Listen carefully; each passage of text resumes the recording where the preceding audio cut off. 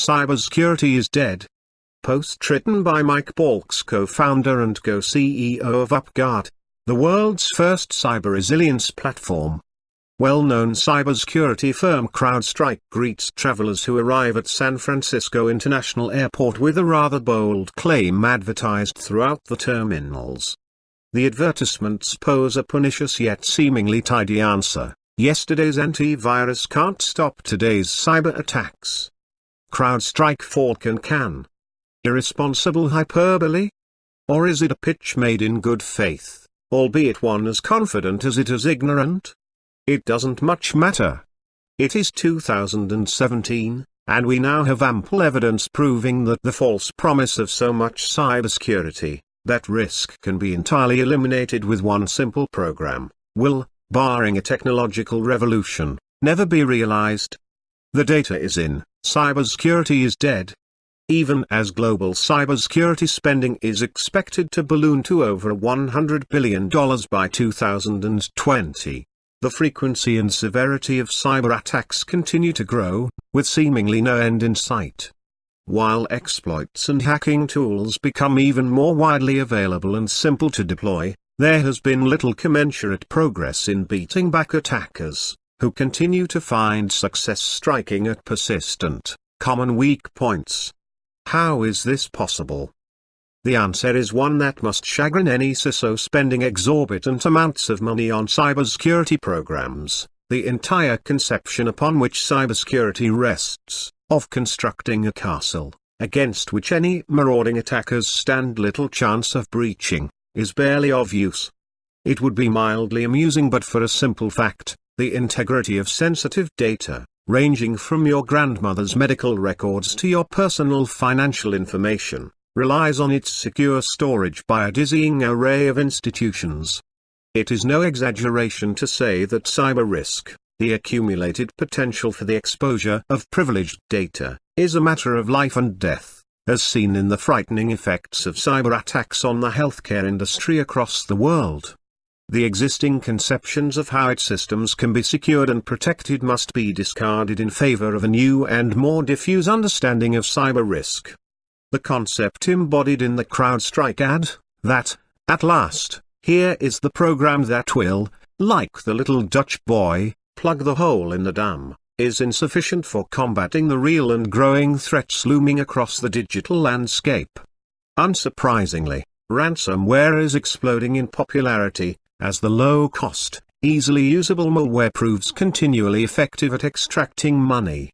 But there are grander threat vectors looming. Crimes such as electronic bank robberies, digitally enabled high-seas piracy and cyber attacks against electrical grids are not science fiction premises, rather, they are real crimes that will only grow more common. The false promises of cybersecurity doctrines have been repeatedly laid bare over the course of the past few decades.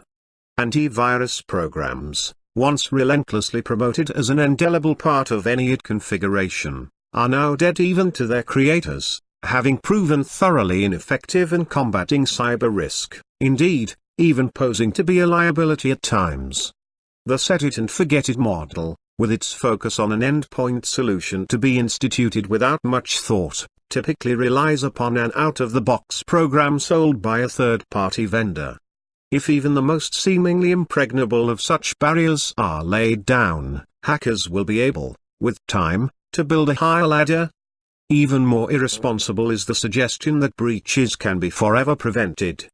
Laying down firewalls or perimeter security measures, paying premium prices for executive intelligence on emerging threats, adhering to checkbox compliance regimens, whatever benefits such measures bring, cyber resilience is not among them. For most consumers and enterprise customers, they believe cybersecurity programs will be able to protect systems against all hacks and breaches, a belief more or less encouraged by such providers. The reality is no company can do that. Such defenses, of course, assume that cyber risk is a matter of malicious hackers overcoming paltry defenses. According to Gartner, paywall, mere misconfigurations, not vulnerabilities waiting to be exploited by hackers, account for anywhere from 75 to 99% of all breaches depending on the platform.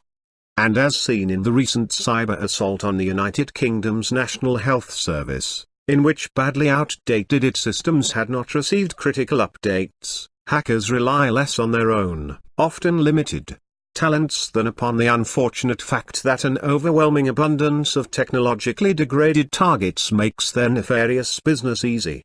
Far too easy.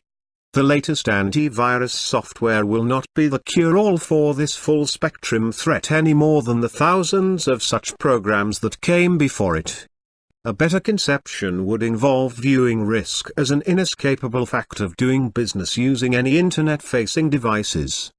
There is no such thing as a knockout blow that will ensure the integrity of systems. Cyber resilience, the intelligent means of managing and mitigating cyber risk, requires best practices be followed every day.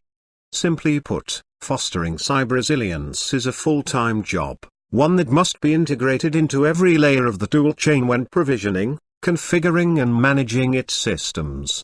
From documented processes to constant updating to automation, changes in management and visibility, true cyber resilience is the product of inviolable work, the kind of critical IT management that can never be cast to one side as extraneous. Beyond these requirements of maintenance, IT administrators, and their superiors, all the way up to the C-suite, must understand that full visibility into their systems is a prerequisite for mitigating cyber risk. Only by gaining full insight into the real state of its systems can stakeholders ensure systemic integrity and, in the event of a breach, begin to quickly and adequately respond, as seen in the WannaCry contagion. That is the future of cyber resilience.